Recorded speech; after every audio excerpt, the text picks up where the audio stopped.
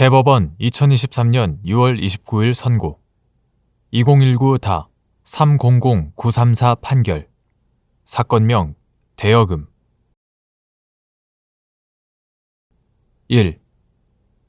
생명보험의 보험계약자가 스스로를 피보험자로 하면서 자신이 생존할 때의 보험수익자로 자기 자신을, 자신이 사망할 때의 보험수익자로 상속인을 지정한 후 피보험자가 사망하여 보험사고가 발생한 경우 이에 따른 보험금 청구권이 상속인들의 고유재산인지 여부, 적극 및 보험계약이 피보험자의 사망, 생존, 사망과 생존을 보험사고로 하는 이상 보험계약에서 다액인 보험료를 일시에 납입하여야 한다거나 사망보험금이 일시 납입한 보험료와 유사한 금액으로 산출되도록 설계되어 있더라도 생명보험에 해당하는지 여부, 원칙적 적극 생명보험은 피보험자의 사망, 생존, 사망과 생존을 보험사고로 하는 보험이다. 상법 제730조 생명보험의 보험계약자가 스스로를 피보험자로 하면서 자신이 생존할 때의 보험수익자로 자기 자신을, 자신이 사망할 때의 보험수익자로 상속인을 지정한 후 피보험자가 사망하여 보험사고가 발생한 경우 이에 따른 보험금 청구권은 상속인들의 고유재산으로 보아야 하고 이를 상속재산이라고 할 수는 없다. 상속인들은 보험수익자의 지위에서 보험자에 대하여 보험금 지급을 청구할 수 있고 이러한 권리는 보험계약의 효력으로 당연히 생기는 것이기 때문이다. 보험계약이 피보험자의 사망, 생존, 사망과 생존을 보험사고로 하는 이상 이는 생명보험에 해당하고 보험계약에서 다액인 보험료를 일시에 납입하여야 한다거나 사망보험금이 일시 납입한 보험료와 유사한 금액으로 산출되도록 설계되어 있다 하더라도 특별한 사정이 없는 한 생명보험으로서의 법적 성질이나 상속인이 보험수익자 지위에서 취득하는 사망보험금 청구권의 성질이 달라지는 것은 아니다. 2. 갑이 을 보험회사와 자신을 피보험제로 하는 상속연금형 즉시연금보험 계약을 체결하고 보험료 1억 원을 일시에 납입하였는데 위 보험계약은 보험수익자가 매월 생존연금을 지급받다가 만기가 도래하면 납입보험료와 동일한 액수의 만기보험금을 지급받지만 만기가 도래하기 전 피보험자가 사망하면 만기보험금 지급을 위해 적립된 금액과 일정 금액을 합산한 액수의 사망보험금을 받는 내용의 보험으로 갑은 자신이 생존할 경우에 보험수익자를 자기 자신으로, 사망할 경우에 보험수익자를 상속인으로 지정하였고 그 후 갑이 생존연금을 지급받다가 만기가 도래하기 전 사망하여 공동상속인인 병 등이 보험수익자로서 보험계약에 따른 사망보험금을 수령한 사안에서 위 보험계약은 사람의 사망과 생존 모두를 보험사고로 하는 생명보험 계약으로서 병 등이 보험계약에 따라 사망보험금을 수령한 행위를 상속재산에 대한 처분 행위로 평가할 수 없다고 한 사례. 대법원 2023년 6월 29일 선고 2020-248-384 등 판결 사건명 계약금 반환 등 약관의 규제에 관한 법률 제3조 제4항에 따라 해당 약관을 계약의 내용으로 주장할 수 없는 사유로서 약관 사본 교부와 관련하여 같은 조 제2항을 위반하여 계약을 체결한 경우의 의미 및 계약이 체결된 이후 고객이 사업자에게 약관의 사본을 내줄 것을 요구하고 사업자가 이에 불응한 경우가 포함되는지 여부, 소급 약관의 규제에 관한 법률 이하 약관법이라 한다. 약관법 제3조 제2항 본문은 사업자는 계약을 체결할 때에는 고객에게 약관의 내용을 계약의 종류에 따라 일반적으로 예상되는 방법으로 분명하게 밝히고 고객이 요구할 경우 그 약관의 사본을 고객에게 내주어 고객이 약관의 내용을 알 수 있게 하여야 한다라고 규정하고 같은 조 제4항은 사업자가 제2항 및 제3항을 위반하여 계약을 체결한 경우에는 해당 약관을 계약의 내용으로 주장할 수 없다라고 규정하고 있다. 약관법 제3조 제2항, 제4항이 사업자에 대하여 약관의 명시 의무와 약관 사본 교부 의무를 부과하고 이를 위반하여 계약을 체결한 경우에는 약관을 계약의 내용으로 주장할 수 없도록 한 것은 고객으로 하여금 각 당사자를 구속하게 될 내용을 미리 알고 약관에 의한 계약을 체결하도록 함으로써 예측하지 못한 불이익을 받게 되는 것을 방지하여 고객을 보호하려는 데 입법 취지가 있다.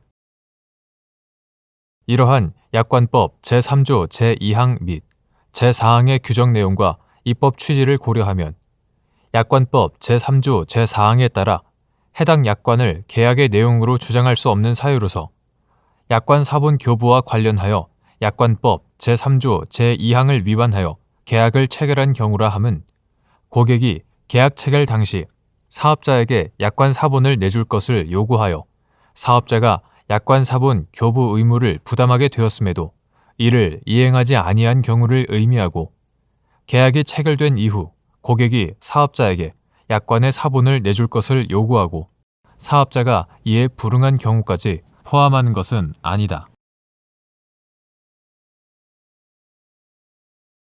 대법원 2023년 6월 29일 선고 2020-260-025 판결 사건명 공유물 분할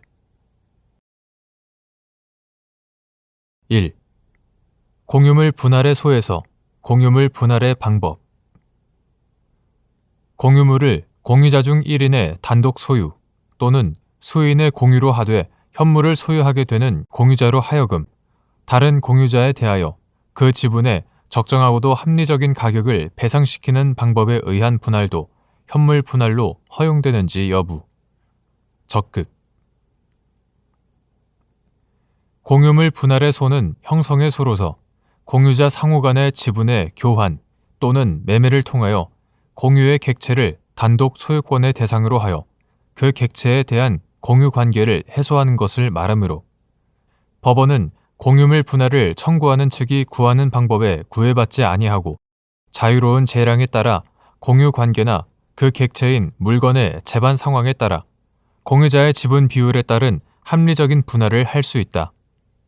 이 경우 원칙적으로는 각 공유자가 취득하는 토지의 면적이 그 공유 지분의 비율과 같도록 하여야 할 것이나 반드시 그런 방법으로만 분할하여야 하는 것은 아니고 분할 대상이 된 공유물의 형상이나 위치, 그 이용 상황이나 경제적 가치가 균등하지 아니할 때에는 이와 같은 여러 사정을 고려하여 경제적 가치가 지분 비율에 상응되도록 분할하는 것도 허용되며 일정한 요건이 갖추어진 경우에는 공유자 상호 간의 금전으로 경제적 가치의 과부족을 조정하여 분할을 하는 것도 현물 분할의 한 방법으로 허용된다.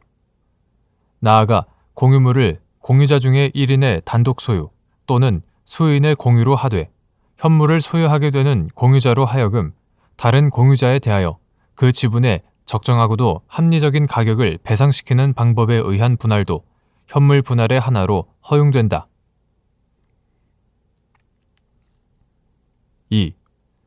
재판에 의하여 공유물을 분할하는 경우 법원이 경매 분할의 방법을 선택할 때 유의할 사항.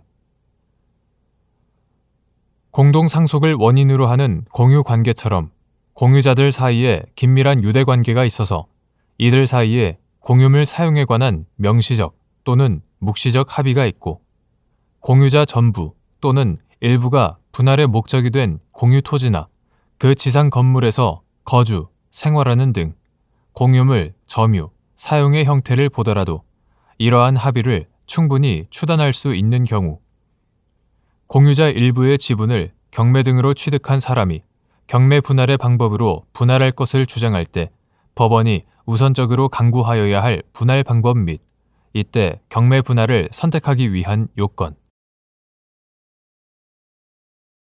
재판에 의하여 공유물을 분할하는 경우에 법원은 현물로 분할하는 것이 원칙이므로 불가피하게 경매 분할을 할 수밖에 없는 요건에 관한 객관적, 구체적인 심리 없이 단순히 공유자들 사이의 분할의 방법에 관하여 의사가 합치하고 있지 않다는 등의 주관적, 추상적인 사정을 들어 함부로 경매 분할을 명하는 것은 허용될 수 없다. 특히 공동상속을 원인으로 하는 공유관계처럼 공유자들 사이에 긴밀한 유대관계가 있어서 이들 사이에 공유물 사용에 관한 명시적 또는 묵시적 합의가 있었고 공유자 전부 또는 일부가 분할의 목적이 된 공유 토지나 그 지상 건물에서 거주, 생활하는 등 공유물 점유, 사용의 형태를 보더라도 이러한 합의를 충분히 추단할 수 있는 사안에서 그러한 공유자 일부의 지분을 경매 등으로 취득한 사람이 공유물 점유, 사용에 관한 기존의 명시적, 묵시적 합의를 무시하고 경매 분할의 방법으로 분할할 것을 주장한다면 법원으로서는 기존 공유자들의 합의에 의한 점유, 사용 관계를 해치지 않고 공유물을 분할할 수 있는 방법을 우선적으로 강구하여야 한다. 따라서 이러한 경우 법원이 경매 분할을 선택하기 위해서는 현물로 분할할 수 없거나 현물로 분할하게 되면 그 가액이 현저히 감손될 염려가 있다는 사정이 분명하게 드러나야 하고 현물 분할을 위한 금전적 조정에 어려움이 있다고 하여 경매 분할을 명하는 것에는 매우 신중하여야 한다.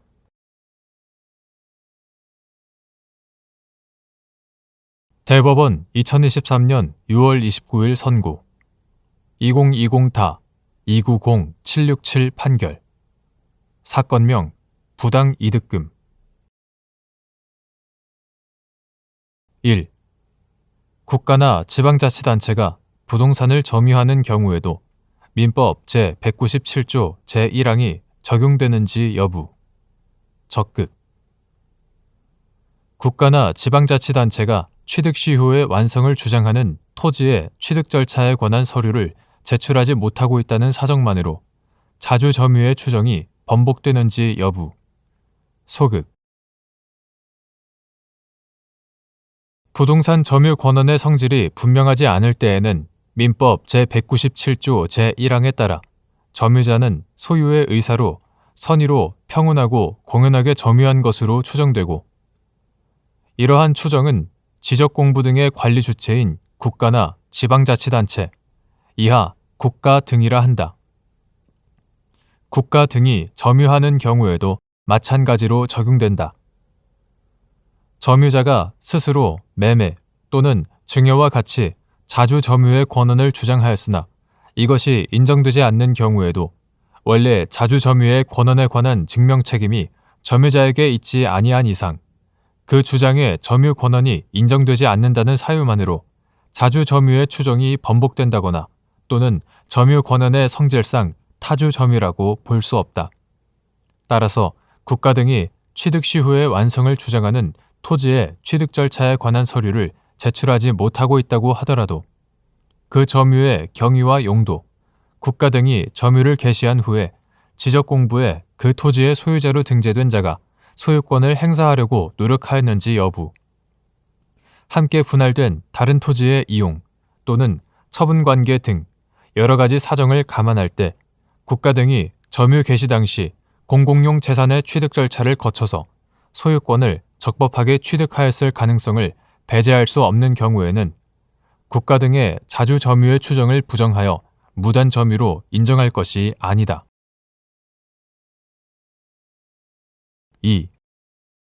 저수지의 재당 부지로 사용되고 있는 토지의 등기부상 소유 명의인으로부터 일부 지분을 상속받은 갑이 저수지를 관리하는 한국농어촌공사를 상대로 법률상 원인 없이 위 토지의 임료 상당액의 이득을 얻고 있다는 이유로 부당이득 반환 청구를 하자 한국농어촌공사가 위 토지에 관한 점유취득 시효 완성을 주장한 사안에서 조선농지개발영단이 저수지를 설치할 무렵 공공용 재산의 취득 절차를 거쳐서 위 토지의 소유권을 적법하게 취득하였을 가능성을 배제할 수 없으므로 위 토지에 대한 한국농어촌공사의 자주 점유의 추정을 부정하여 무단 점유로 인정한 원심 판단에 법리 오해에 잘못이 있다고 한 사례.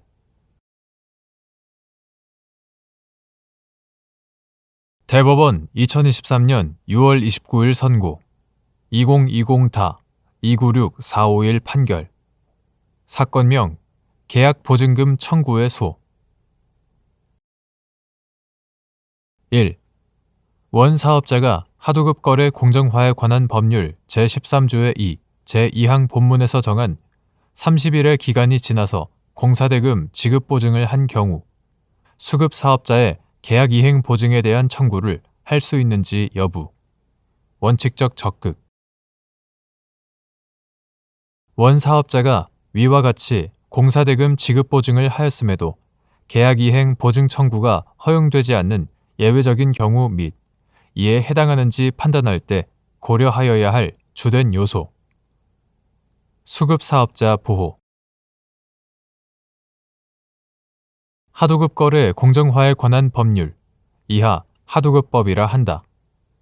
하도급법 제13조의 2, 제2항 본문은 원사업자는 제1항 각호 외에 부분 단서에 따른 공사대금 지급의 보증이 필요하지 아니하거나 적합하지 아니하다고 인정된 사유가 소멸한 경우에는 그 사유가 소멸한 날부터 30일 이내에 제1항에 따른 공사대금 지급 보증을 하여야 한다 라고 규정하고 같은 조 제10항 본문은 제1항 또는 제3항에 따른 수급사업자의 계약이행 보증에 대한 원사업자의 청구권은 해당 원사업자가 제1항부터 제3항까지의 규정에 따른 공사대금 지급을 보증한 후가 아니면 이를 행사할 수 없다라고 규정하였다. 이러한 규정 내용과 체계, 수급사업자 보호라는 원사업자의 하도급 대금 지급 보증 의무 제도의 취지 등을 종합하면 원사업자는 하도급법 제13조의 2, 제2항 본문에서 정한 30일의 기간이 지나서 공사대금 지급 보증을 하였더라도 수급사업자의 계약 이행 보증에 대한 청구를 할 수 있다고 보아야 한다. 지급 보증이 늦은 이유로 그에 따른 보증 기간이 공사 기간에 비해 단축되었다는 사정만으로 달리 볼 수도 없다. 다만 원사업자가 합리적인 이유 없이 공사대금 지급 보증 의무를 상당한 기간 동안 이행하지 아니하여 지급 보증에 따른 수급사업자의 법익을 침해하고 있다가 수급사업자가 자금난 등의 사정으로 공사 이행을 지체하는 등 가까운 장래에 수급사업자의 계약 이행 보증 사고가 발생할 것이 객관적으로 예상되는 시기에 계약 이행 보증 청구를 주된 목적으로 뒤늦게 공사대금 지급 보증을 하는 등의 경우에는 지급 보증에도 불구하고 원사업자의 계약 이행 보증 청구가 허용된다고 볼 수 없다. 이는 원사업자가 수급사업자에 대한 실질적인 지급 보증의 의사도 없이 계약 이행 보증 청구를 위해 공사대금 지급 보증을 하였다는 의사가 명백히 드러나는 경우로서 계약 이행 보증 청구에 일정한 제한을 둔 하도급법의 취지에 현저히 반하기 때문이다.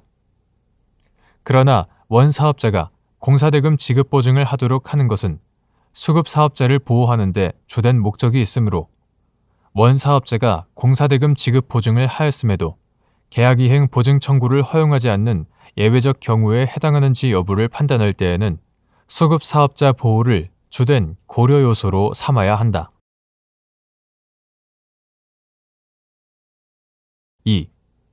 하도급 거래 공정화에 관한 법률상 원사업자인 갑 주식회사와 수급사업자인 을 주식회사가 하도급 계약을 체결할 당시에는 갑 회사에 공사대금 지급 보증 면제 사유가 있었으나 이후 그 면제 사유가 소멸하였는데 을 회사가 워크아웃 개시 결정을 받는 등 하도급 계약을 이행하기 어려운 상황이 발생하자 갑 회사가 면제 사유가 소멸한 때부터 약 14개월이 지난 시점에 공사대금 지급 보증 계약을 체결하고 바로 다음 날 을 회사에 계약 해지를 예고하였으며 약 1개월 후 을 회사에 계약 해지를 통보하여 하도급 계약을 해지한 다음 위 하도급 계약에 관하여 을 회사의 계약 이행을 보증한 기계설비 건설공제조합을 상대로 계약 이행 보증 청구를 한 사안에서 위 지급 보증 계약에는 갑 회사의 계약 이행 보증 청구가 허용되지 않는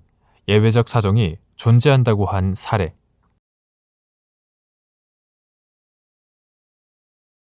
대법원 2023년 6월 29일 선고 2021다 243-812 판결 사건명 부당이득금 1.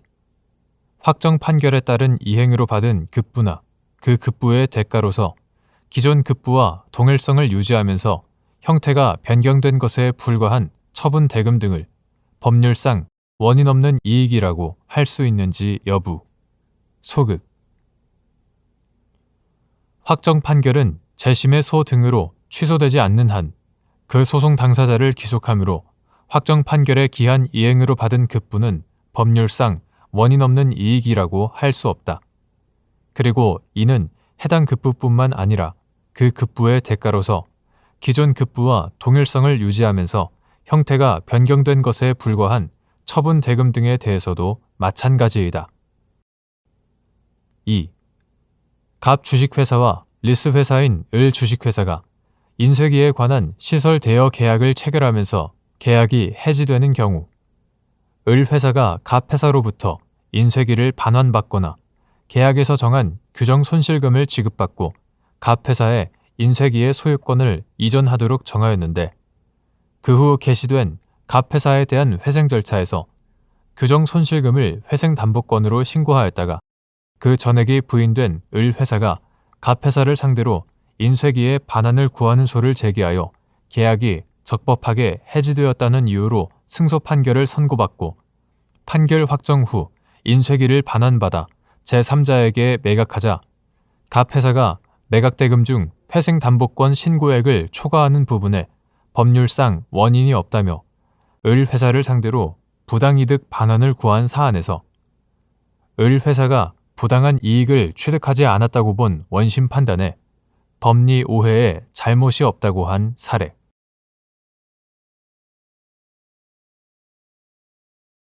대법원 2023년 6월 29일 선고 2021다 250-025 판결 사건명 채무부존재 확인의 소 1. 공법상 계약의 의미 및 공법상 계약에 해당하는지 판단하는 방법. 공법상 계약의 한쪽 당사자가 다른 당사자를 상대로 이행을 청구하는 소송 또는 이행 의무의 존부에 관한 확인을 구하는 소송은 공법상 당사자 소송으로 제기하여야 하는지 여부. 원칙적 적극. 공법상 당사자 소송이란 행정청의 처분 등을 원인으로 하는 법률 관계에 관한 소송, 그 밖에 공법상의 법률 관계에 관한 소송으로서 그 법률 관계의 한쪽 당사자를 피고로 하는 소송을 말한다. 행정소송법 제3조 제2호. 공법상 계약이란 공법적 효과의 발생을 목적으로 하여 대등한 당사자 사이의 의사표시 합치로 성립하는 공법 행위를 말한다.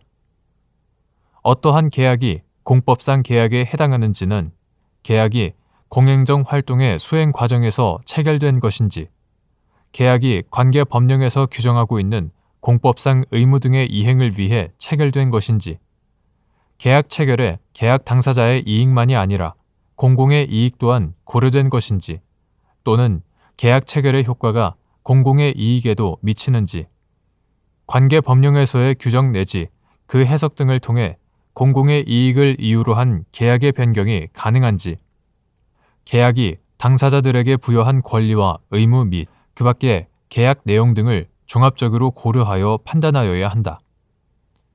공법상 계약의 한쪽 당사자가 다른 당사자를 상대로 그 이행을 청구하는 소송 또는 이행 의무의 존부에 관한 확인을 구하는 소송은 공법상 법률 관계에 관한 분쟁이므로 분쟁의 실질이 공법상 권리, 의무의 존부, 범위에 관한 다툼이 아니라 손해배상액의 구체적인 산정 방법, 금액에 국한되는 등의 특별한 사정이 없는 한 공법상 당사자 소송으로 제기하여야 한다. 2. 원고가 고의 또는 중대한 과실 없이 행정소송으로 제기하여야 할 사건을 민사소송으로 잘못 제기한 경우 수소법원이 취하여야 할 조치. 원고가 고의 또는 중대한 과실 없이 행정소송으로 제기하여야 할 사건을 민사소송으로 잘못 제기한 경우, 수수법원으로서는 만약 그 행정소송에 대한 관할도 동시에 가지고 있다면 이를 행정소송으로 심리, 판단하여야 하고, 그 행정소송에 대한 관할을 가지고 있지 아니하다면 관할법원에 이송하여야 한다. 3. 갑 주식회사 등으로 구성된 컨소시엄과 한국에너지기술평가원은 산업기술혁신촉진법 제11조 제4항에 따라 산업기술 개발 사업에 관한 협약을 체결하고, 위 협약에 따라 정부 출연금이 지급되었는데, 한국에너지기술평가원이 갑 회사가 외부 인력에 대한 인건비를 위 협약에 위반하여 집행하였다며 갑 회사에 정산금 납부 통보를 하자, 갑 회사는 한국에너지기술평가원 등을 상대로 정산금 반환 채무가 존재하지 아니한다는 확인을 구하는 소를 민사소송으로 제기한 사안에서 위 협약은 공법상 계약에 해당하고, 그에 따른 계약상 정산 의무의 존부, 범위에 관한 갑 회사와 한국에너지기술평가원의 분쟁은 공법상 당사자 소송의 대상이라고 한 사례.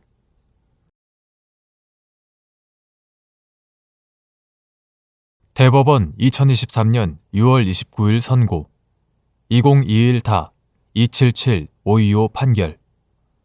사건명 채무 부존재 확인.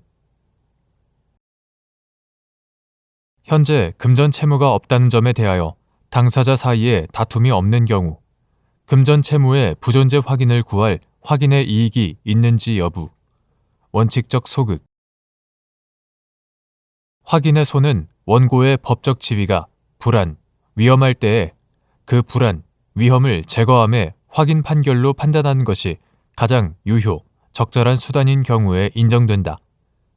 금전 채무에 대한 부존재 확인의 소에서는 채무가 존재하는지 또는 잔존 채무액이 얼마인지에 관하여 당사자 사이에 다툼이 있는 경우에 원고의 법적 지위에 불안, 위험이 있는 것이고, 현재 금전 채무가 없다는 점에 대하여 당사자 사이에 다툼이 없다면 원고의 법적 지위에 어떠한 불안, 위험이 있다고 할 수 없으므로 특별한 사정이 없는 한 그 채무의 부존재 확인을 구할 확인의 이익이 없다고 보아야 한다.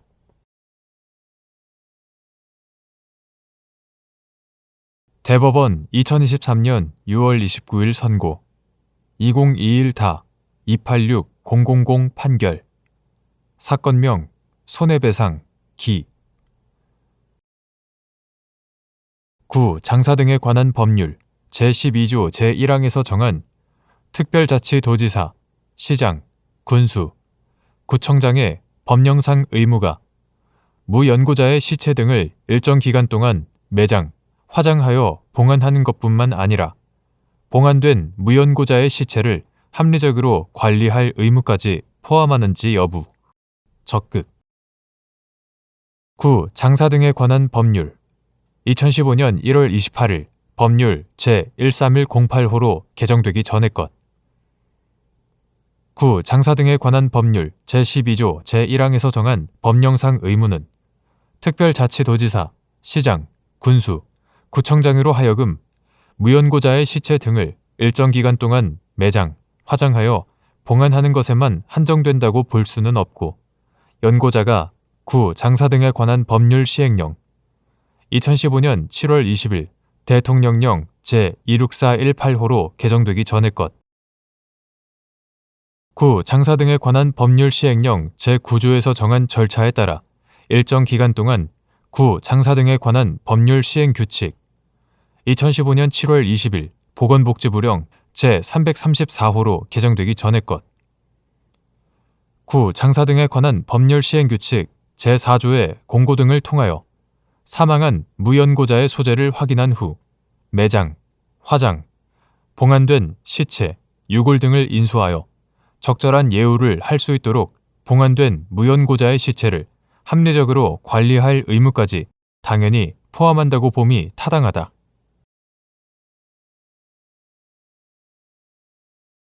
대법원 2023년 6월 29일 선고 2021-291 712 판결.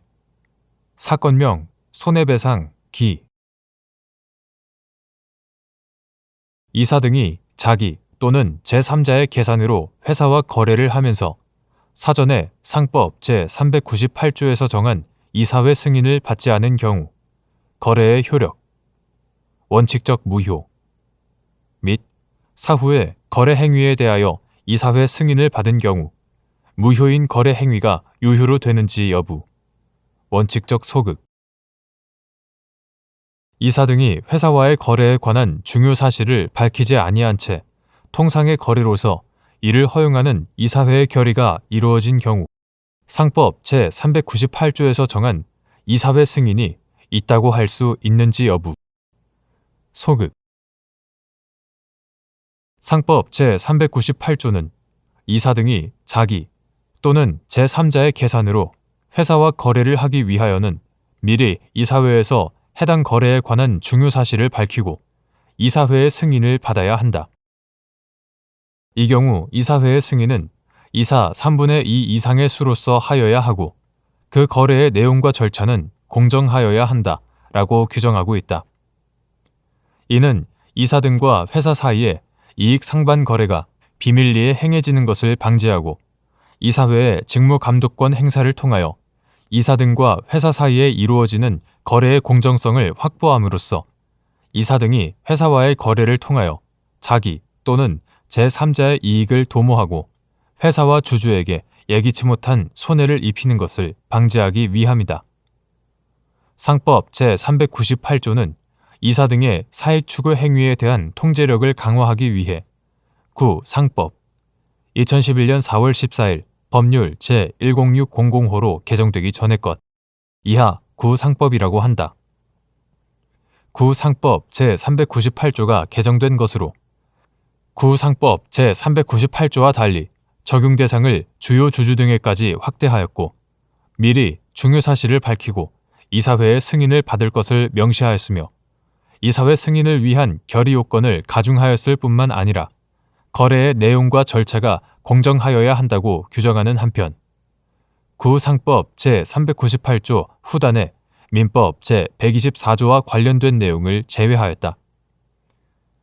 이러한 상법 제398조의 문헌 내용을 입법 취지와 개정 연혁 등에 비추어 보면 이사 등이 자기 또는 제3자의 계산으로 회사와 유효하게 거래를 하기 위하여는 미리 상법 제398조에서 정한 이사회 승인을 받아야 하므로 사전에 상법 제398조에서 정한 이사회 승인을 받지 않았다면 특별한 사정이 없는 한 그 거래는 무효라고 보아야 하고 사후에 그 거래 행위에 대하여 이사회 승인을 받았다고 하더라도 특별한 사정이 없는 한 무효인 거래 행위가 유효로 되는 것은 아니다. 나아가 상법 제398조는 이사 등이 회사와의 거래에 관하여 이사회 승인을 받기 위하여는 이사회에서 해당 거래에 관한 중요 사실을 밝히도록 정하고 있으므로 만일 이러한 사항들을 밝히지 아니한 채 그 거래가 이익 상반 거래로서 공정한 것인지에 관한 심의가 이루어진 것이 아니라 통상의 거래로서 이를 허용하는 이사회의 결의가 이루어진 것에 불과한 경우 등에는 상법 제398조가 정하는 이사회 승인이 있다고 할 수 없다.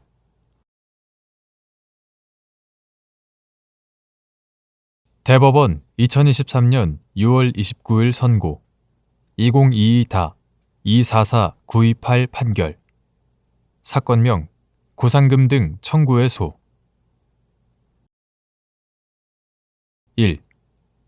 저당권이 설정된 부동산이 사해 행위로 증여되었다가 저당권의 실행 등으로 수증자인 수익자에게 돌아갈 배당금 청구권이 있음에도 배당금 지급 금지 가처분 등으로 인하여 현실적으로 지급되지 못한 경우 채권자 취소권의 행사에 따른 원상 회복의 방법. 저당권이 설정된 부동산이 사해 행위로 증여되었다가 그 저당권의 실행 등으로 말미암아 수증자인 수익자에게 돌아갈 배당금 청구권이 있음에도 배당금 지급 금지 가처분 등으로 인하여 현실적으로 지급되지 못한 경우 채권자 취소권의 행사에 따른 원상 회복의 방법은 수익자가 취득한 배당금 청구권을 채무자에게 반환하는 방법으로 이루어져야 하고, 이는 배당금 채권의 양도와 그 채권 양도의 통지를 배당금 채권의 채무자에게 할 것을 명하는 형태가 된다. 2. 저당권이 설정된 부동산에 관하여 사해 행위가 이루어진 경우 가액배상의 범위. 사해 행위 이후 그 부동산에 관하여 제3자가 저당권을 취득한 경우 채권자 취소권의 행사에 따른 원상회복의 범위. 채무자의 부동산에 관하여 증여 등 사해 행위로 소액자에게 소유권이 이전된 후 경매의 실행으로 배당 절차가 진행된 경우 부동산 가액 중 소액자의 채권자가 배당 절차에 참여하여 취득한 배당액 상당을 원상회복의 범위에서 공제하여 산정하여야 하는지 여부, 소급 및 소액자의 채권자가 채무자의 일반 채권자에 해당하는 지위를 겸하고 있다고 하여 달리 볼 수 있는지 여부, 소급. 채권자 취소권의 행사에 따른 가액배상은 사해 행위 당시 채무자의 일반 채권자들의 공동담보로 되어 있어 사해 행위가 성립하는 범위 내에 부동산 가액 전부의 배상을 명하는 것으로 저당권이 설정된 부동산에 관하여 사해 행위가 이루어진 경우 부동산의 가액에서 그 저당권의 피담보 채권액을 공제한 잔액의 범위 내에서만 사해 행위가 성립하므로 사실심 변론 종결 시 기준의 부동산 가액에서 저당권의 피담보 채권액을 공제한 잔액의 한도에서 사해 행위를 취소하고 가액의 배상을 구할 수 있다. 따라서 사해 행위 이후 그 부동산에 관하여 제3자가 저당권을 취득한 경우에는 그 피담보 채권액은 사해 행위 당시 일반 채권자들의 공동담보였던 부분에 속하므로 채권자 취소권의 행사에 따른 원상회복의 범위에서 이를 공제할 수 없고 이를 포함한 전부가 가액배상 등 원상회복의 범위에 포함된다 할 것인데 이는 채무자의 부동산에 관하여 증여 등 사해 행위로 소액자에게 그 소유권이 이전된 후 경매의 실행으로 배당 절차가 진행된 경우에도 마찬가지로 그 부동산 가액 중 수익자의 채권자가 배당 절차에 참여하여 취득한 배당액 상당은 사해 행위 당시 채무자의 일반 채권자들의 공동담보였으므로 가액배상 등 원상회복의 범위에서 공제하여 산정할 것은 아니고 수익자의 채권자가 채무자의 일반 채권자에 해당하는 지위를 겸하고 있다고 하여 달리 볼 것도 아니다.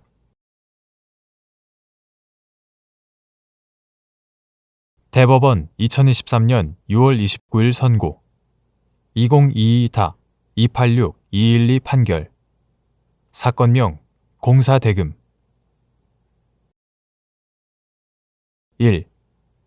지방자치단체가 계약의 적정한 이행을 위하여 계약 상대방과의 계약에 근거하여 계약 특수 조건 등을 부과하는 것이 금지되거나 제한되는지 여부, 원칙적 소급 및 이때 계약 상대방의 계약상 이익을 부당하게 제한하는 특약은 지방자치단체를 당사자로 하는 계약에 관한 법률 제6조 제1항에 따라 무효인지 여부, 적극.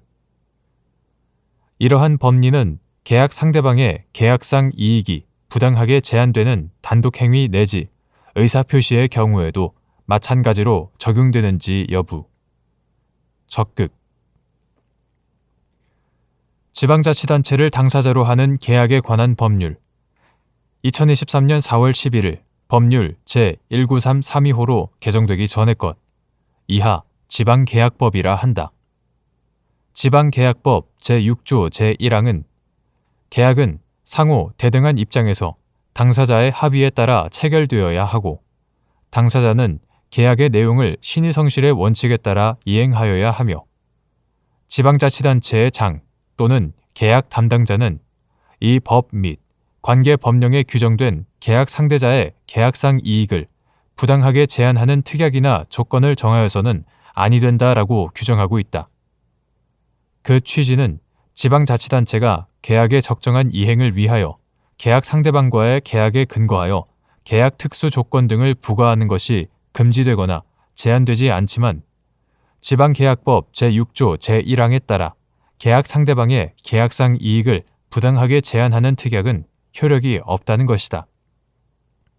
나아가 2023년 4월 11일 법률 제193325로 개정된 지방계약법 제6조 제3항은 지방자치단체의 장 또는 계약 담당자는 계약을 체결할 때 이 법 및 관계 법령에 규정된 계약 상대자의 계약상 이익을 부당하게 제한하는 특약이나 조건을 정하여서는 아니 되고 부당한 특약이나 조건은 무효로 한다라고 명시하고 있다.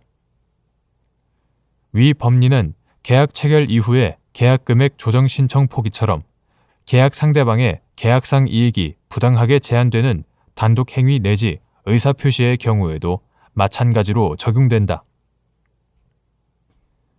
2.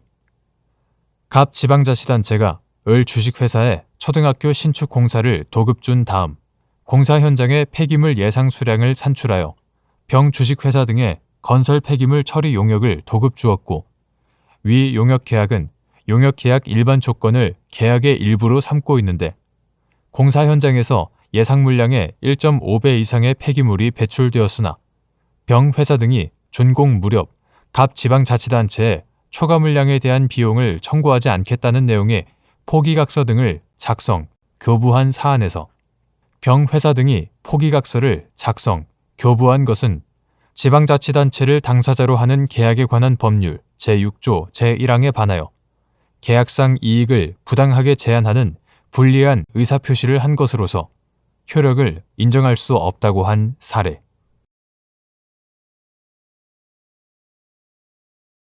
대법원 2023년 6월 29일 선고 2022-300-248 판결 사건명 부당이득 반환 근저당권자가 피담보 채무의 불이행을 이유로 스스로 담보권의 실행을 위한 경매를 신청한 경우 그때까지 발생되어 있는 채권으로 피담보 채권액이 확정되는지 여부 적극 담보권 실행을 위한 임의 경매 절차에서 근저당권자가 경매 신청서에 청구 채권으로 원금 외의 이자, 지연 손해금 등의 부대 채권을 개괄적으로나마 표시하였다가 나중에 채권 계산서에 의하여 그 부대 채권의 구체적인 금액을 특정하는 것이 허용되는지 여부 적극 근저당권자가 경매 신청서의 청구 금액 등에 장래 발생될 것으로 예상되는 원금 채권을 기재하였거나 구체적인 금액을 밝혔다는 사정만으로 경매 신청 당시에 발생하지 않은 장래의 원금 채권까지 피담보 채권액에 추가되거나 경매 절차상 청구 금액이 그와 같이 확장될 수 있는지 여부 소극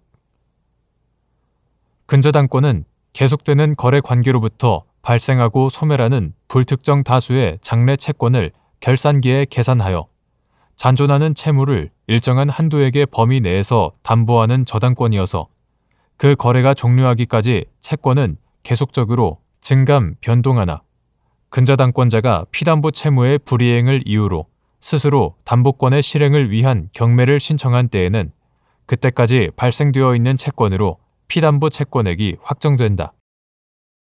한편 담보권 실행을 위한 임의 경매 절차에서 근저당권자가 경매 신청서의 청구 채권으로 원금 외에 이자, 지연 손해금 등의 부대 채권을 개괄적으로나마 표시하였다가 나중에 채권 계산서에 의하여 그 부대 채권의 구체적인 금액을 특정하는 것은 경매 신청서에 개괄적으로 기재하였던 청구 금액의 산출 근거와 범위를 밝히는 것이므로 허용되나 피담보 채권이 확정된 이후에 비로소 발생하는 원금 채권은 더 이상 근저당권에 의하여 담보될 수 없으므로 근저당권자가 경매를 신청하면서 경매 신청서의 청구 금액 등에 장래 발생될 것으로 예상되는 원금 채권을 기재하였거나 그 구체적인 금액을 밝혔다는 사정만으로 경매 신청 당시에 발생하지 않은 장래의 원금 채권까지 피담보 채권액에 추가될 수 없을 뿐만 아니라 경매 절차상 청구 금액이 그와 같이 확장될 수 있는 것도 아니다.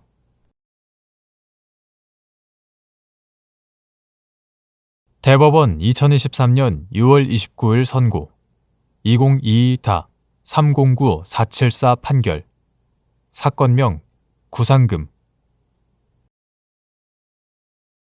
1. 자신의 부담 부분을 넘어 공동 면책을 시킨 공동 불법 행위자에 대하여 구상 의무를 부담하는 다른 공동 불법 행위자가 수인인 경우 구상권자에 대한 다른 공동 불법 행위자들의 채무는 각자의 부담 부분에 따른 분할 채무인지 여부. 원칙적 적극. 이때 분할 채무 관계에 있는 공동 불법 행위자들 중 1인이 자신의 부담 부분을 초과하여 구상에 응함으로써 다른 공동 불법 행위자가 채무를 면하게 되는 경우 구상에 응한 공동 불법 행위자가 다른 공동 불법 행위자의 부담 부분 내에서 자신의 부담 부분을 초과하여 변제한 금액에 관하여 구상권을 취득하는지 여부. 적극. 자신의 부담 부분을 넘어 공동 면책을 시킨 공동 불법 행위자에 대하여 구상 의무를 부담하는 다른 공동 불법 행위자가 수인인 경우에는 특별한 사정이 없는 이상 구상권자에 대한 다른 공동 불법 행위자들의 채무는 각자의 부담 부분에 따른 분할 채무로 봄이 타당하다. 이때 분할 채무 관계에 있는 공동 불법 행위자들 중 1인이 자신의 부담 부분을 초과하여 구상에 응하였고 그로 인하여 다른 공동 불법 행위자가 자신의 출연 없이 채무를 면하게 되는 경우 구상에 응한 공동 불법 행위자는 다른 공동 불법 행위자의 부담 부분 내에서 자신의 부담 부분을 초과하여 변제한 금액에 관하여 구상권을 취득한다. 2. 공동 불법 행위자 중 1인이 피해자로부터 손해배상 청구 소송을 당하여 그 판결에서 인용된 손해배상금을 지급함으로써 공동 면책된 경우 다른 공동 불법 행위자에게 구상권을 행사할 수 있는 범위. 공동 불법 행위자 중 1인이 공동 면책을 시킨 다른 공동 불법 행위자로부터 구상금 청구 소송을 당한 경우 그 소송과 관련하여 지출한 변호사 보수나 소송 비용 상환액에 관하여 나머지 공동 불법 행위자들에게 구상할 수 있는지 여부. 소극. 공동 불법 행위자 중 1인이 피해자로부터 손해배상 청구 소송을 당하여 그 판결에서 인용된 손해배상금을 지급함으로써 공동 면책된 때에는 그것이 부당 응소라는 등의 특별한 사정이 없는 한 공동 면책된 금액 중 다른 공동 불법 행위자의 과실 비율에 상당하는 금액은 물론이고 그에 대한 공동 면책일 이후에 법정 이자 및 피할 수 없는 비용, 기타의 손해배상을 구상할 수 있다. 이러한 피할 수 없는 비용, 기타의 손해배상에는 소송을 제기당한 공동 불법 행위자가 피해자에게 지급한 소송 비용 상환액뿐만 아니라 소송을 수행하는 과정에서 지출한 소송 비용도 포함되고 그가 지출한 변호사 보수 중에서 변호사 보수의 소송 비용 산입에 관한 규칙에 의한 보수 기준, 소속 변호사회의 규약, 소송물 가액, 사건의 난이도, 소송 진행 과정, 판결 결과 등 여러 가지 사정을 참작하여 합리적으로 판단하여 상당하다고 인정되는 범위 내의 금원은 피할 수 없는 비용, 기타의 손해로서 구상할 수 있다. 반면 공동 불법 행위자가 다른 공동 불법 행위자와의 공동 면책이 아니라 자신의 권리를 방어하기 위하여 지출한 소송 비용은 다른 공동 불법 행위자에 대하여 구상하는 것이 허용되지 않는다. 공동 불법 행위자 중 1인이 공동 면책을 시킨 다른 공동 불법 행위자로부터 구상금 청구 소송을 당한 경우 그 구상금 채무는 특별한 사정이 없는 한 자신의 부담 부분에 따른 분할 채무이다. 따라서 그 소송과 관련하여 지출한 변호사 보수나 소송 비용 상환액은 나머지 공동 불법 행위자들과의 공동 면책이 아니라 자신의 권리를 방어하기 위한 것으로 이들에 대하여 구상을 할 수 없다.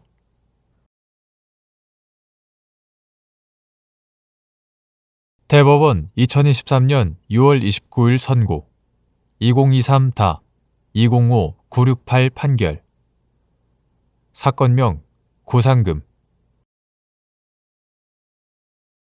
대한민국과 아메리카 합중국 간의 상호방위조약 제4조에 의한 시설과 구역 및 대한민국에서의 합중국 군대의 지위에 관한 협정 제23조 제5항 및 대한민국과 아메리카 합중국 간의 상호 방위조약 제4조에 의한 시설과 구역 및 대한민국에서의 합중국 군대의 지위에 관한 협정의 시행에 관한 민사특별법 제2조에 따라 국가배상법이 적용되는 경우 미합중국 군대의 공용 차량에 대하여 국가배상법 제2조 제1항 본문 후단의 자동차 손해배상 보장법에 따른 손해배상 책임 규정이 적용되는지 여부.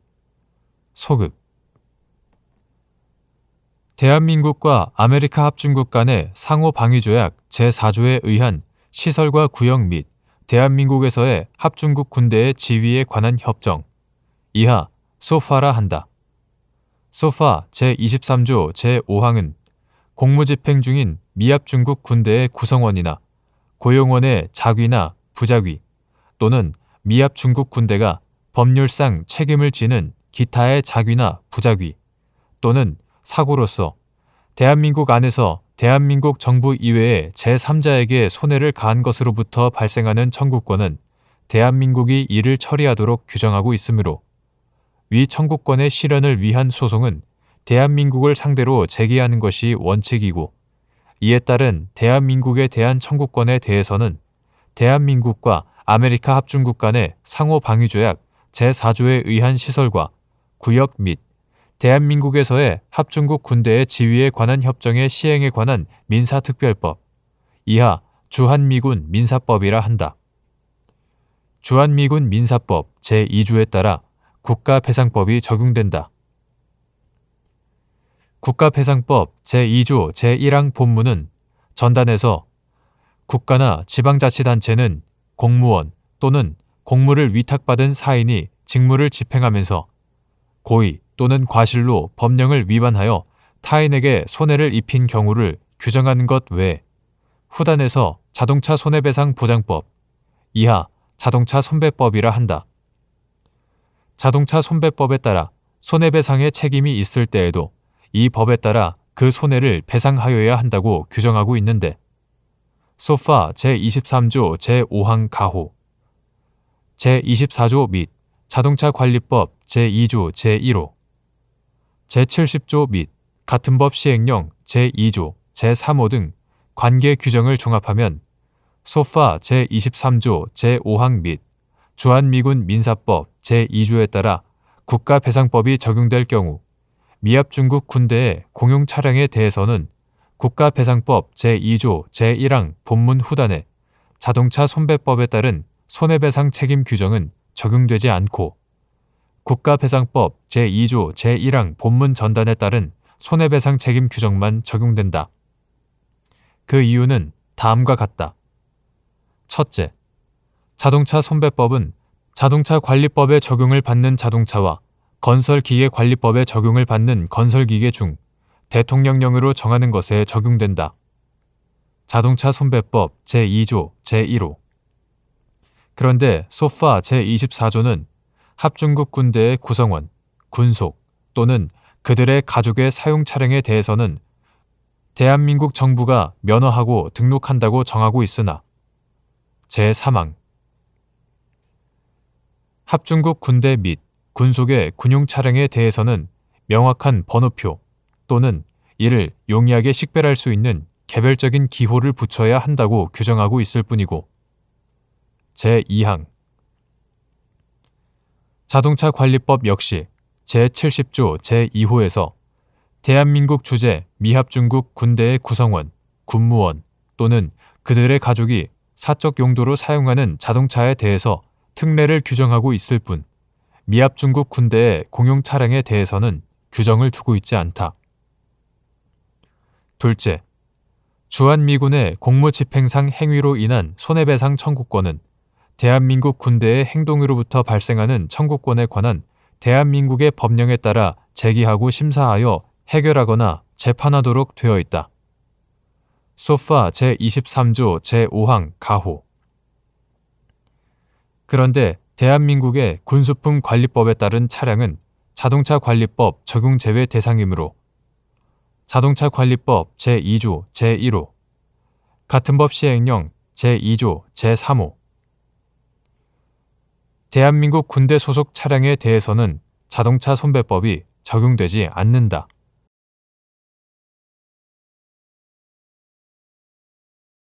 대법원 2023년 6월 29일 선고 2023-217-916 판결 사건명 공유물 분할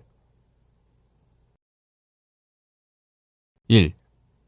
재판에 의하여 공유물을 분할하는 경우 경매에 따른 대금 분할을 명할 수 있는 요건인 현물로 분할할 수 없거나 현물로 분할을 하게 되면 현저히 그 가액이 감손될 염려가 있는 때의 의미 및 법원이 경매에 따른 대금 분할의 방법을 선택할 때 유의할 사항. 공유는 물건에 대한 공동 소유의 한 형태로서 물건에 대한 한 개의 소유권이 불량적으로 분할되어 여러 사람에게 속하는 것이므로 특별한 사정이 없는 한 공유자는 공유물의 분할을 청구하여 기존의 공유 관계를 폐지하고 공유자 간의 공유물을 분배하는 법률 관계를 실현하는 일방적인 권리를 가진다.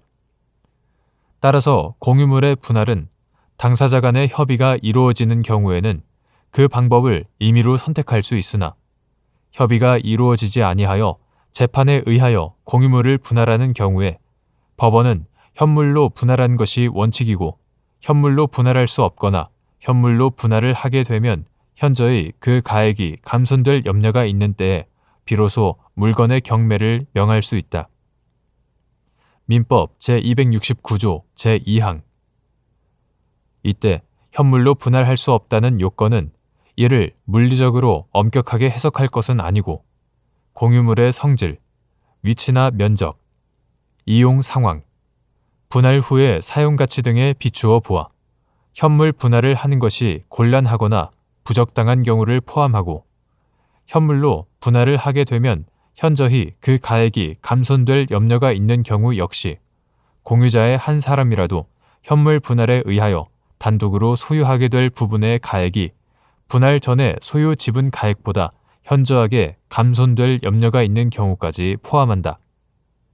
그러나 이 경우에도 재판에 의한 공유물 분할은 공유자별 지분에 따른 합리적인 분할을 할 수 있는 한 현물 분할을 하는 것이 원칙이므로 원고가 바라는 방법에 따른 현물 분할을 하는 것이 부적당하거나 이 방법에 따르면 그 가액이 현저히 감손될 염려가 있다고 하여 이를 이유로 곧바로 경매에 따른 대금 분할을 명하여서는 아니 되고 불가피하게 경매에 따른 대금 분할을 할 수밖에 없는 요건에 관한 객관적, 구체적인 심리 없이 단순히 공유자들 사이에 분할의 방법에 관하여 의사가 합치하고 있지 않다는 등의 주관적, 추상적인 사정에 터잡아 함부로 경매에 따른 대금 분할을 명하는 것도 허용될 수 없다.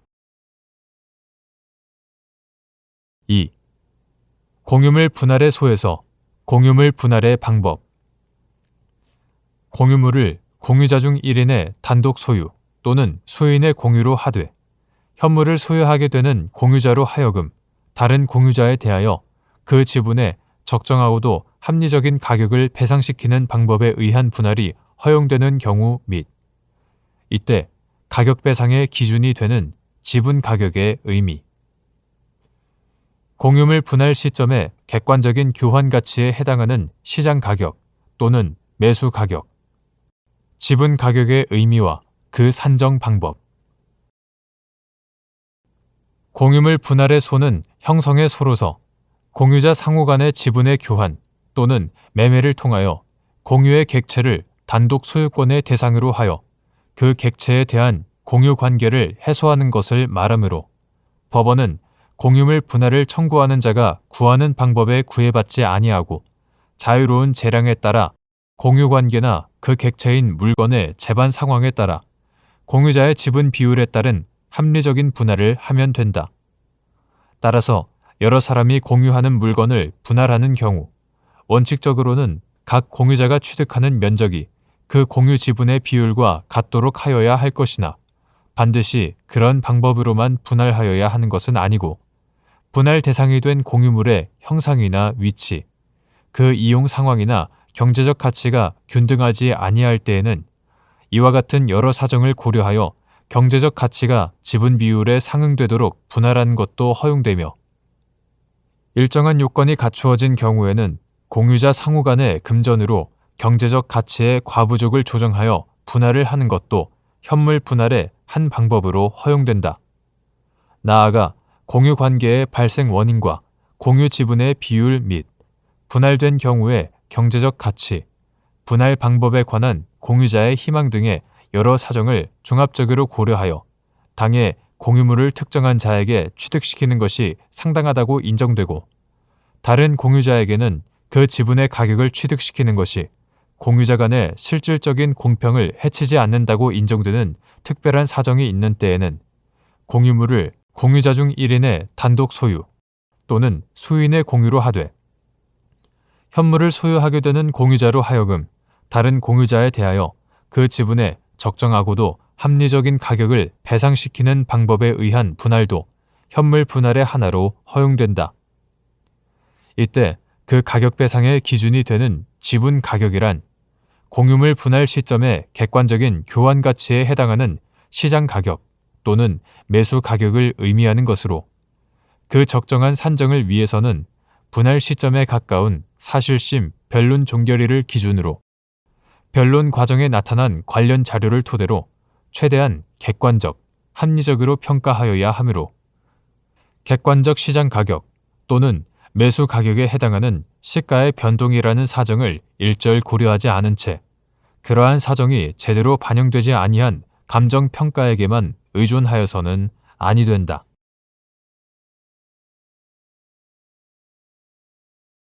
대법원 2023년 6월 29일 선고 2023다 218353 판결 사건명 예금 예금 계약의 법적 성질 금전의 소비 임치 계약 예금 계약의 만기가 도래한 사정만으로 금융기관이 예금 반환 지연으로 인한 지체 책임을 부담하는지 여부 소급 및 이때 지체 책임의 발생 시기 특별한 사정이 없는 한 임치인의 적법한 지급 청구에도 불구하고 수취인이 예금 반환을 지체한 때 예금 계약은 은행 등 법률이 정하는 금융기관을 수취인으로 하는 금전의 소비 임치 계약으로서 수취인은 임치물인 금전 등을 보관하고 그 기간 중 이를 소비할 수 있고 임치인의 청구에 따라 동종 동액의 금전을 반환할 것을 약정함으로써 성립하는 것이므로 소비 대차에 관한 민법의 규정이 준용되나 사실상 그 계약의 내용은 약관에 따라 정해진다고 보아야 한다. 또한 만기가 정해진 예금 계약에 따른 금융기관의 예금 반환 채무는 만기가 도래하더라도 임치인이 미리 만기 후 예금 수령 방법을 지정한 경우와 같은 특별한 사정이 없는 한 임치인의 적법한 지급 청구가 있어야 비로소 이행할 수 있으므로 예금 계약의 만기가 도래한 것만으로 금융기관인 수취인이 임치인에 대하여 예금 반환 지연으로 인한 지체 책임을 부담한다고 볼 수는 없고 정당한 권한이 있는 임치인의 지급 청구에도 불구하고 수취인이 예금 반환을 지체한 경우에 지체 책임을 물을 수 있다고 보아야 한다.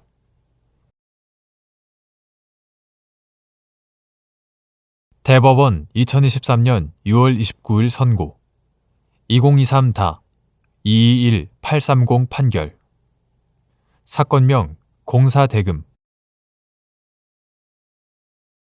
1. 발주자, 원사업자 및 수급사업자 사이에서 발주자가 하도급 대금을 직접 수급사업자에게 지급하기로 합의하여 하도급 거래 공정화에 관한 법률 제14조 제1항, 제2항에 따라 수급사업자의 발주자에 대한 직접 지급 청구권이 발생하고 발주자의 원사업자에 대한 대금 지급 채무가 하도급 대금의 범위 안에서 소멸하는 경우 발주자는 하도급 거래 공정화에 관한 법률 시행령 제9조 제3항에 따라 원사업자에 대한 대금 지급 의무를 한도로 하여 하도급 대금의 직접 지급 의무를 부담하는지 여부 원칙적 적극 발주자, 원사업자 및 수급사업자 사이에서 발주자가 하도급 대금을 직접 수급사업자에게 지급하기로 합의하여 하도급 거래 공정화에 관한 법률 이하 하도급법이라 한다.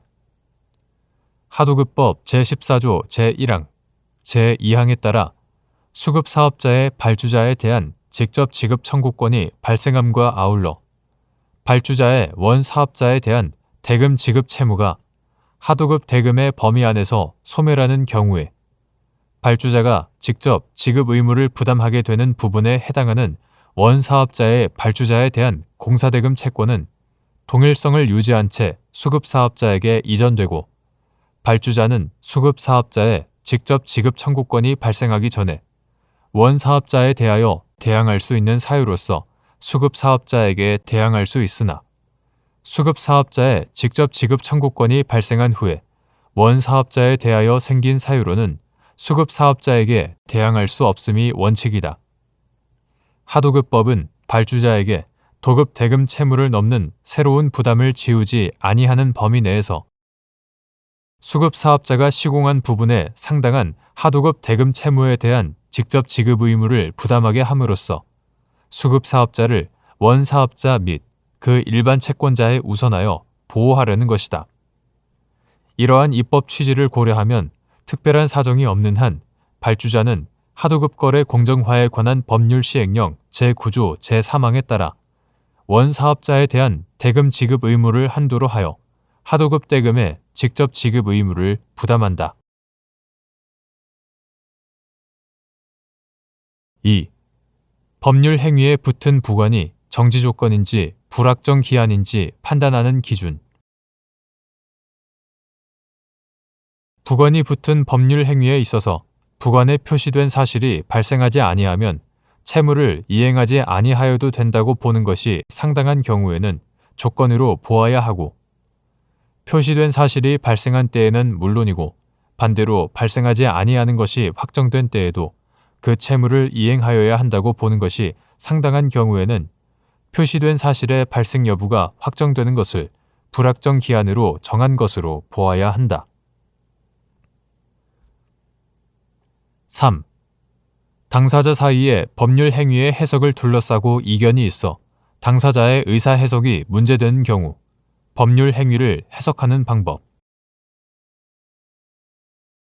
법률 행위의 해석은 당사자가 그 표시 행위에 부여한 객관적인 의미를 명백하게 확정하는 것으로서 당사자 사이에 법률 행위의 해석을 둘러싸고 이견이 있어 당사자의 의사 해석이 문제되는 경우에는 법률 행위의 내용, 그러한 법률 행위가 이루어진 동기와 경위, 법률 행위에 의하여 달성하려는 목적, 당사자의 진정한 의사 등을 종합적으로 고찰하여 논리와 경험칙에 따라 합리적으로 해석하여야 한다. 4. 건축사업의 시행자인 갑 주식회사와 시공사인 을 주식회사가 공사 도급 계약을 체결한 다음 신탁업자인 병 주식회사와 토지 신탁 사업 약정, 관리형 토지 신탁 계약, 위 공사 도급 계약의 승계 계약을 체결하면서 위 공사 도급 계약에 관하여 수탁자의 자금 집행 순서상 공사비의 90%는 7순위로 하여 매 2개월 단위로 지급하고 잔여 공사비는 13순위로 하여 1, 2, 3순위 우선 수익자의 대출 원리금이 모두 상환되고 수탁자의 신탁사무 처리 비용 정산이 완료된 이후 신탁재산의 범위 내에서 지급하며 토지 신탁 사업 약정서와 관리형 토지 신탁 계약서는 승계 계약서보다 우선 적용한다고 정하였고 그 후 도급공사 중 일부 공사를 정회사에 하도급한 을회사가 병회사 및 정회사와 하도급 대금 직불 합의를 하면서 병회사가 부담하게 되는 공사 대금의 범위는 병회사와 을회사 사이의 공사 도급 계약에 따라 병회사가 을회사에 지급해야 할 공사 대금 채무의 범위를 초과하지 않고 병회사는 정회사에 직접 지급 요청이 있기 전에 을회사에 대하여 대항할 수 있는 사유 등으로 정회사에 대항할 수 있다고 약정하였는데 공사비의 90% 이상이 지급된 상태에서 정회사가 건물 완공 후 일정 기간이 지났다며 병회사를 상대로 하도급 대금 직접 지급을 요청한 사안에서 병회사는 정회사의 직접 청구에 대하여 을회사와 체결한 자금 집행 순서 약정을 이유로 대항할 수 있고, 위 자금 집행 순서의 성격은 정지 조건으로 보는 것이 타당한데도 이와 달리 보아 병회사의 공사대금 직접 지급 의무의 이행기가 도래하였다고 본 원심 판단에 법리 오해 등의 잘못이 있다고 한 사례.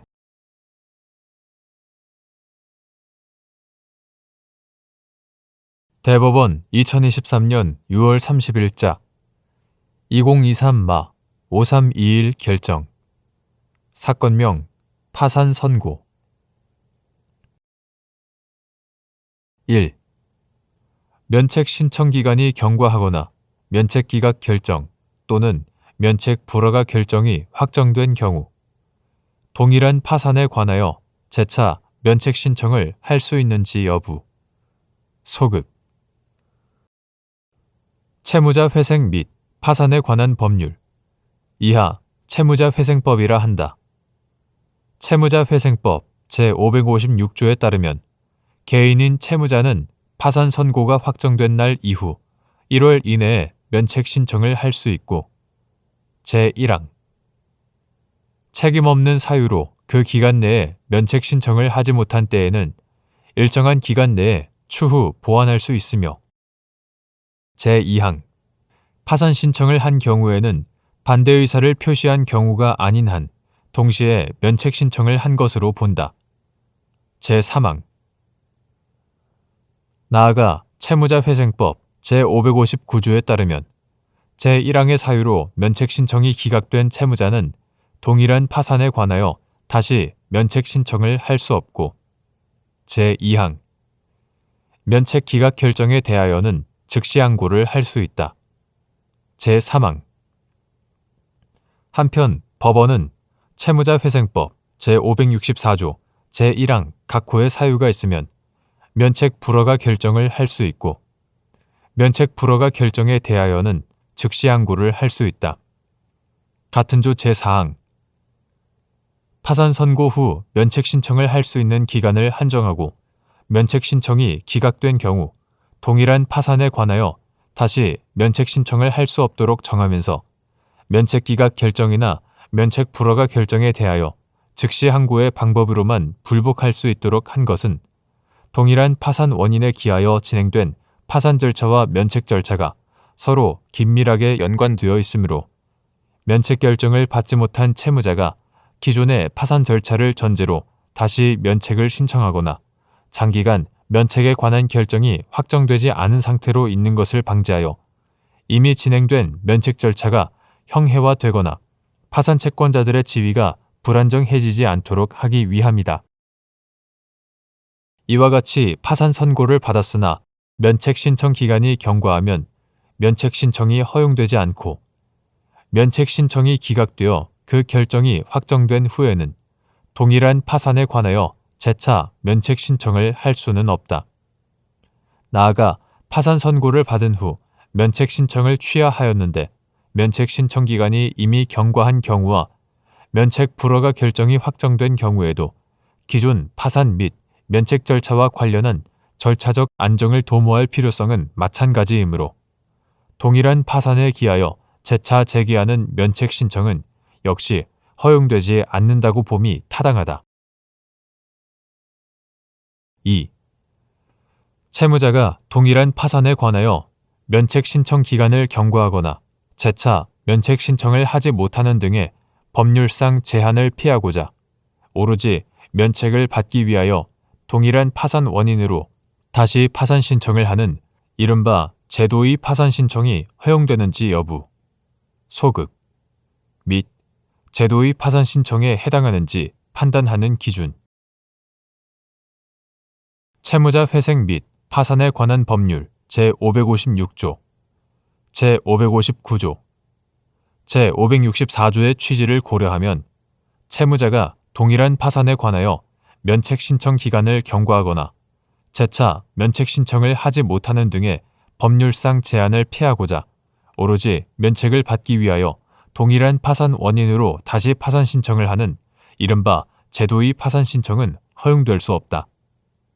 다만 제도의 파산 신청에 해당하는지는 종전 파산 사건에서 면책 결정을 받지 못한 이유를 비롯한 종전 파산 사건의 경과, 채무자가 다시 파산 신청에 이르게 된 경위와 의도, 종전 파산 사건과 새로운 파산 신청 사이의 시간적 간격, 종전 파산 선고 이후 채무자의 재산 상황 변동 등 구체적 사정을 살펴서 채무자가 면책 신청이 제한되는 법률상 제한을 피하고자 오로지 면책을 받기 위하여 동일한 파산 원인으로 파산 신청을 하였다고 볼 수 있는지에 따라 신중하게 판단하여야 하고, 이러한 구체적 사정을 살피지 않은 채 파산 선고를 받은 후 면책을 받지 못한 상태에서 다시 파산 신청을 하였다는 외형적 경과만으로 이를 허용되지 않는 제도의 파산 신청에 해당한다고 볼 것은 아니다. 3. 갑이 파산 및 면책 신청을 하여 파산 선고를 받았으나 그 후 면책 신청을 취하하였고 법원은 파산을 폐지하는 결정을 하였는데, 그로부터 약 3년 4개월 후 갑이 종전 파산 선고 후 면책 결정을 받지 못하여 개인 회생 신청을 진행하였으나 자녀가 중증 장애로 집에서 치료하는 등 종전 파산 신청 당시보다 상황이 악화되어 개인 채권자로부터 금전을 차용하는 등의 사정으로 인하여 파산 신청을 하게 되었다는 취지를 밝히면서 종전 파산 선고 이후 새롭게 발생한 채권을 추가하여 파산 신청을 한 사안에서 위 파산 신청을 제도의 파산 신청으로서 부적법하다고 보아 각하한 원심 결정에 법리 오해에 잘못이 있다고 한 사례.